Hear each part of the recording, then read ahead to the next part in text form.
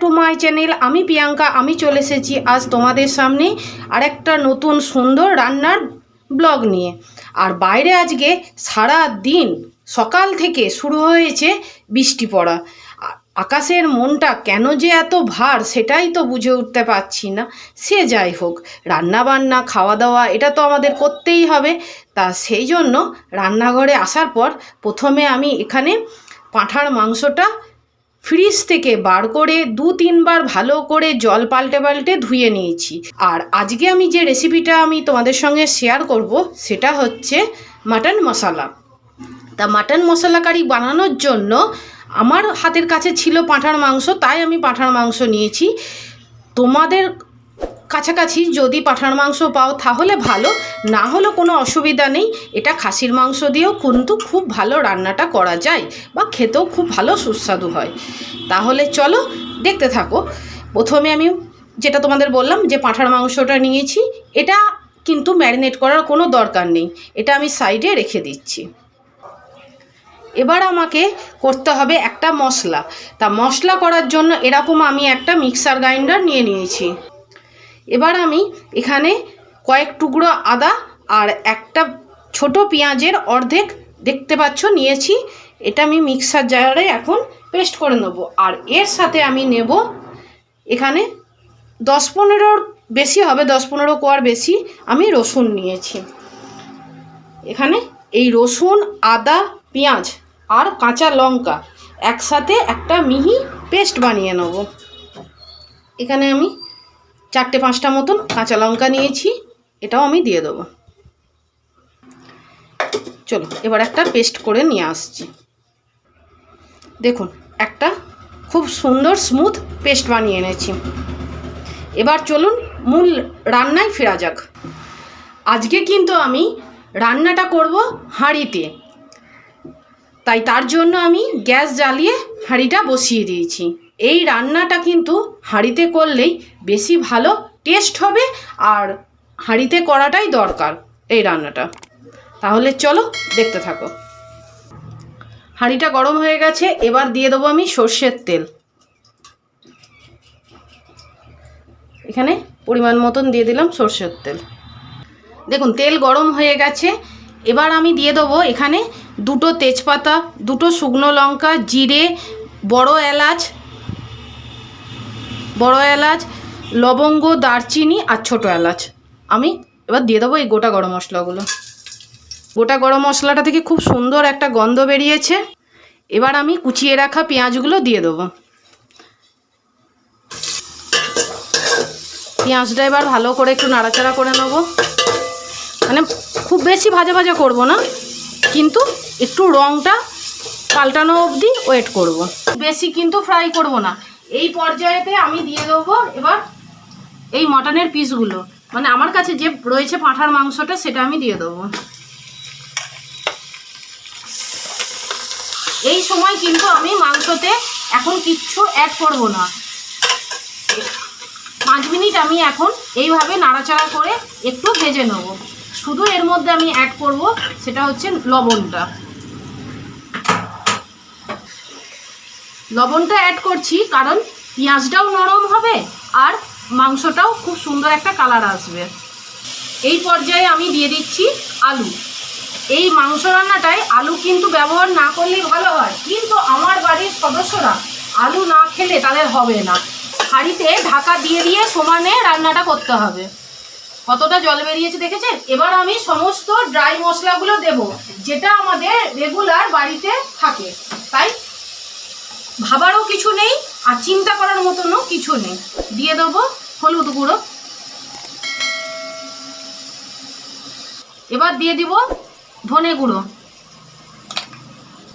খুবই অল্প পরিমাণে দেবো। এবার জিরে গুঁড়ো, ধনে গুঁড়োটা বেশি লাগবে।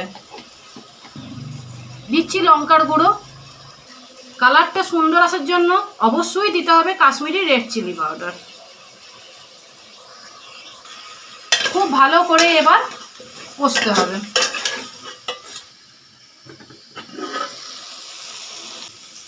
আচ্ছা এবার আমি দিয়ে দেবো যে মশলার পেস্টটা করেছিলাম, আপনাদের দেখিয়েছিলাম, আধখানা পেঁয়াজ, আদা, রসুন, কাঁচা লঙ্কার, সেই পেস্টটা আমি এবার দিয়ে দেবো। Tomato paste. এখানে আমি 2টো মিডিয়াম সাইজের টমেটো মিক্সার গ্রাইন্ডারে পেস্ট করে নিয়েছি। এবার এটা দিয়ে দেবো।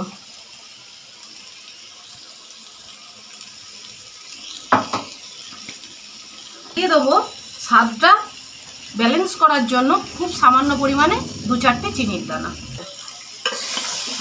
এবার খুব ভালো করে কষাতে থাকবো। দেখুন এইভাবে এবার সমানে কষতে থাকবো যতক্ষণ না আদা রসুন আর টমেটোর গন্ধটা যাচ্ছে। দেখেছেন কালারটা কি সুন্দর এসেছে। আর বাইরে পড়ছে বৃষ্টি, আপনাদের তো আগেই দেখিয়েছি। হ্যাঁ, এই বৃষ্টির দিনে অবশ্যই ভালো লাগে ইলিশ মাছ, কিন্তু হাতের কাছে যেটা রয়েছে সেটাই বা মন্দ কি। তাই আজকে আমি বানিয়ে ফেললাম এই মশলা মাটন কারিটা। এইরকম মাংস কষার সময় একটু যদি না খেয়ে দেখে আমার বাড়ির মেন সদস্য, তাহলে তার ঠিক ভালো লাগবে না, আর ভগবানেও পাপ দেবে। সেই জন্য তাকে একটু টেস্ট করাচ্ছি, নুন মিষ্টি ঝালটা সে একটু টেস্ট করে আমাকে বলবে। সেটা কে বলুন তো? সৌরজিৎ। না, ভগবানে পাপ দেবে না, আমাদের পেটটা পাপ দেবে। ও, পেটটা পাপ দেবে? তাই আমার জানা ছিল না। যাই হোক, মাংসটা দেখুন একদম পুরো কষা কষা হয়ে গেছে, আর কালারটা দেখে বুঝতেই পাচ্ছেন একদম দারুণ কালার এসেছে। এবার আমি দিয়ে দেবো গরম জল। আর আপনারা তো জানেন যে গরম জল ছাড়া একদমই চলবে না, তাই আমি আলাদা করে জল গরম করে নিয়েছি। এবার আমি দিয়ে দিচ্ছি।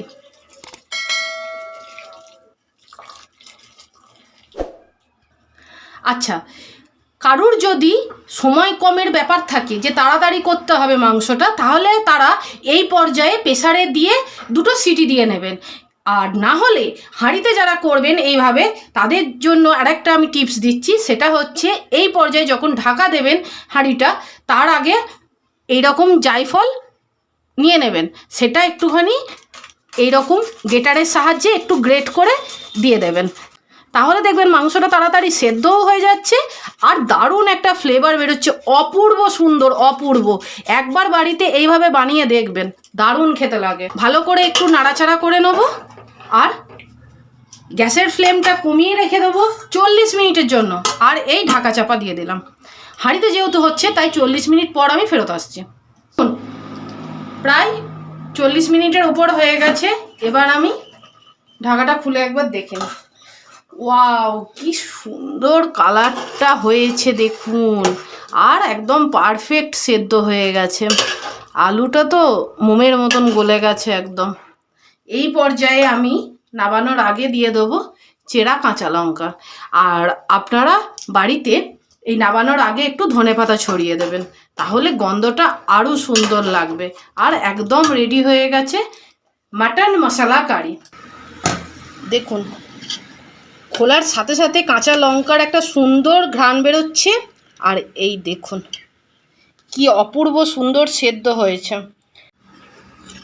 বর্ষার ওয়েদারে আর বৃষ্টির দিনে এই রকম সুন্দর মাটন মশলা কারি রেসিপি যদি রেস্টুরেন্টের মতন বাড়িতে বসে খাওয়া যায় লাঞ্চে, তাহলে এর থেকে ভালো আর কি হতে পারে বলুন তো? এত সুন্দর একটা রেসিপি।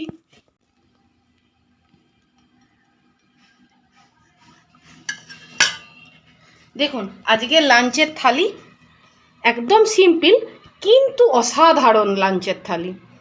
প্রথমে এখানে নিয়েছি সাদা ভাত আর করলা ভাজা, গন্ধরাজ লেবু যেটার স্বাদ অসাধারণ, আর তার সঙ্গে কাঁচা পেঁয়াজ, আর হচ্ছে এই রকম পাঁঠার মাংসের মশলা কারি।